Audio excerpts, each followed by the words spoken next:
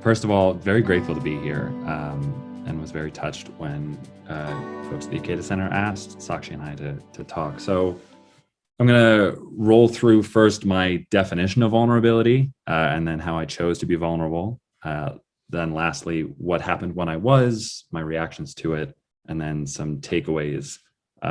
We could use the word advice there, but I'm always very loath to throw that word around casually. So my definition of vulnerability means laying yourself or parts of you plain, substantially, and bare to others. And I originally wrote for judgment instead of to others, and we'll come back to that because I altered that later on. I also think it involves living or communicating honestly and openly. And I also thought a lot about, per some of the prompts that we were given, why we don't practice vulnerability more or what makes it difficult. And I often think or fear that when I'm vulnerable, I will be both judged and misunderstood, maybe, flip the order there. And how painful that is when we know what our intent was, or we have a sense of how we're trying to live, and that other people don't share the same experience of us, this very important person in our lives. So the situation I chose to be vulnerable in requires a bit of an explanation. For the past couple of years, I have sat on the steps of MIT with a styrofoam sign that says free listening, because I, per the theme of tonight, really think people deserve that chance. And per actually my group just before this, I think strangers are often easier people to talk to than many of the people we know, easier people to be vulnerable with. And I wish that weren't the case, but at least until we live in that utopia of vulnerability, I would love to be an outlet for people. And I've really loved it. And I've had a lot of great conversations. But at the same time, there are a lot of people in the Cambridge, Boston area that have come back repeatedly. And I've noticed that when either a large group forms or that this person and I are speaking multiple times a week, I feel less mentally available to strangers who might stop by, or folks who might feel too timid to otherwise stop and talk to me. And a lot of people's first words to me, especially this year, have been, yeah, I've always seen you around, but like there's always other people talking to you, and I didn't want to intrude. And so I realized that no one else is going to set that boundary but me. And I referenced this in the realm of vulnerability because I was scared to set that boundary, to either word it poorly, to offend someone, because I don't think people coming to talk to a stranger repeatedly are necessarily doing so casually, that they might have deep feelings they're working through. And I want to be sensitive to that. But I decided, per the prompt of this project, that it was worth engaging with. So I thought about how I'd want to word it to them. I got some advice from friends, which I think might have diminished the vulnerability a little bit. And largely how I went about it is first checking in with them. What is your experience of this? And why do you stop by? Before myself saying, here's a need that I have. That may have been less vulnerable, but I do think it was the more compassionate approach. And fortunately, which surprised me a lot, both individuals that I chose to speak to in this way were understandably saddened, but I wouldn't say devastated. And in fact, I've still seen them. And I think my greatest fear was that they would take this as a breakup of sorts, that I didn't want to see them anymore, that they couldn't stop by again, which is not what I would want to communicate. And a quote that we worked with, Pri, if you wouldn't mind putting it up on screen now, this was really helpful to me in thinking about how I'd want to approach this particular practice. So I'm not going to read it to you verbatim, but my takeaway from it is that I think our greatest difficulties with vulnerability relate to living in the moment, or maybe dwelling in the moment, because I think we're always told to be present. And I do think that is sage advice.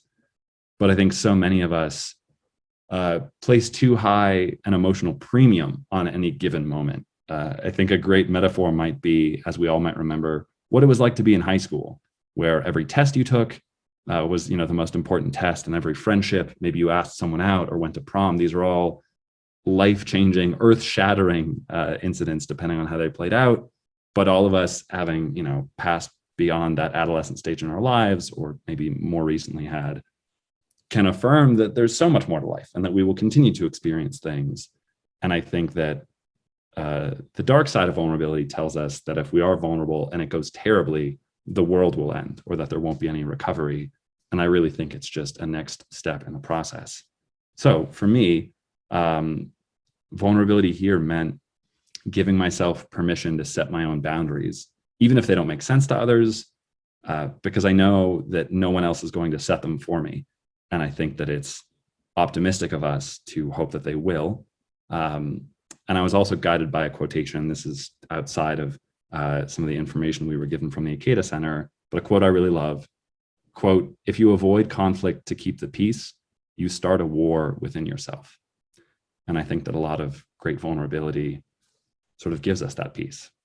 So finally, some of my takeaways from this experience. Firstly, I don't think vulnerability is as scary to us for the reasons we think. I don't think it's that it's unfamiliar or that we're out of practice. I actually think instead that a deep part of us knows that we're vulnerable and always remembers that, but it's scary because to be vulnerable means to acknowledge all of the times we haven't been and the ways that we haven't been. And I think that would cast a lot of our lives into either a self-judgmental or sort of pessimistic stance to see opportunities for vulnerability that we've missed. And so I think that's one reason we avoid it. I also think that in the short term of vulnerability, it can look a lot like loss. We think about friendships ending, or we think about critique of our creative work. But I also think that the long tail of vulnerability is far more growth oriented than that. And then the last few things I'd like to say, I think to be the person that our future selves most love, we have to do the things that our present selves most fear. And I often think that's precisely sort of the dual sides of the vulnerability coin, if you will. And then the last thing I'd like to say here is that I don't think when we say we're avoiding vulnerability as it relates to other people, that we're avoiding their judgment or negativity or critique. I actually think we're worried they're going to affirm the things we already believe about ourselves, that we just don't want someone else to say, yeah, that's true. And I think that that's a very understandable reason to avoid it. But I also think a lot of the people around us are more compassionate than we might expect. And also that, we deserve chances to explore those things. And so I would say that vulnerability does not always have to be relating to others. I think on a fundamental level, it's how you see yourself when you remove as many filters or lenses as you can. Not easy, and I'm very much still on that path, and grateful to Henri, Pri, Lillian, and the rest for asking us to do this. And that's my time. Thank you all for listening. Okay, thank you so much, Kip. That was so wonderful. I just have no words. Yeah. So for me, the vulnerability project, so like we were asked to for the first week, define what vulnerability means to us and pick an area of our life that we want to be vulnerable in. And the second week was to practice that. And the third week was to reflect on what we went through. So I've just prepared a few slides to go along as I talk. So I'm just going to share my screen. Can you all see it? Great. Okay. So I'll be sharing what vulnerability means to me. So I define vulnerability as being true to myself, being honest with myself, and sharing that with the people who are in my life. It is about sharing my lived experience as it is, raw and real. When I'm vulnerable, I may become too carried away and share things that I don't even want to share in the first place. And I may put forward a self that not everyone would like or even judge or hate. So what makes it difficult for me to be vulnerable is the fear of being judged, fear of being rejected, or fear of being misunderstood. So those were a few things that I reflected on that stopped me from being vulnerable with people in my life.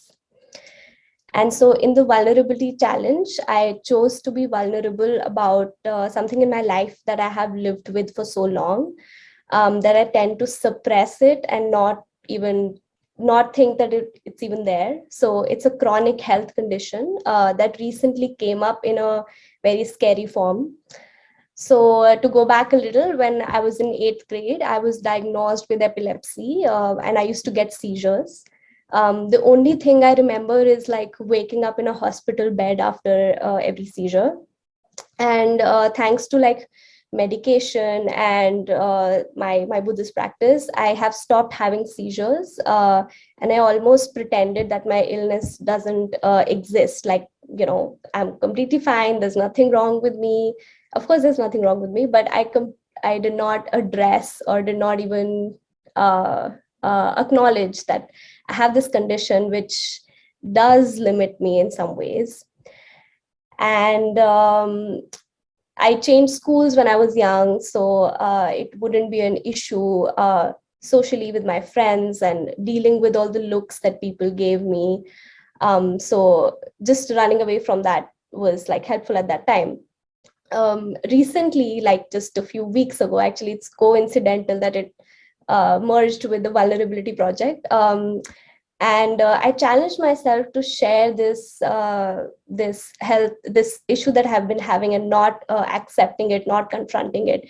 I decided to share it with the group that I'm a part of, and after I did, with a lot of effort, I felt like a weight lifted off my shoulders, and the worry of being judged just went away, and I felt really empowered to embrace my reality.